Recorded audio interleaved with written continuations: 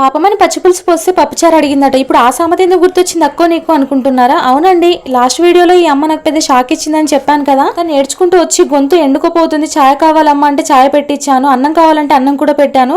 అన్నం పెట్టినప్పుడు తను ఏమని తెలుసా, నాకు చికెన్ తో అన్నం పెట్టు అని అన్నది. చికెన్ మరి ఈమె కోసం నేను ఎక్కడి నుంచి తేవాలో నాకు అర్థం కాలేదు. సర్లే ఇదంతా పక్కన పెడితే అమ్మ డబ్బులు కూడా అడిగింది. 50 రూపీస్ ఇచ్చాము. ఇచ్చినని తీసుకోకుండా మా మీద ఏదో డిమాండ్ చేసింది. అప్లోల్ కదా ఇంటి ముందు వచ్చి గొడవ చేసినట్టు చేసింది. ఇంకా తర్వాత చెద్దరు కూడా అడిగింది. నాకు పడుకోవడానికి చెద్దరు లేదా అమ్మ అనగానే చెద్దరు కూడా ఇచ్చామండి. అసలు విషయంలోకి వెళ్తే మా ఆయన ఈవినింగ్ రాగానే మార్నింగ్ ఒక అమ్మ వచ్చింది ఏడ్చుకుంటూ, చాలా బాధ అనిపించిందని ఈ వీడియో చూపెట్టాను. ఈ వీడియో చూడగానే మా ఆయన ఒక్కసారి షాక్ అయ్యాడు. ఓ ఈమెనా, ఈమె చాలా డేంజర్. మా పోలీస్ స్టేషన్ కూడా వారంలో 2-3 సార్లు వచ్చి డబ్బులు ఇవ్వమని చాలా గొడవ చేస్తుంది, అస్సలు పోదు, చాలా ఒరుతుంది, గొడవ కూడా పెట్టుకుంటుందని మా ఆయన చెప్పగానే నేనైతే షాక్ అయ్యాను.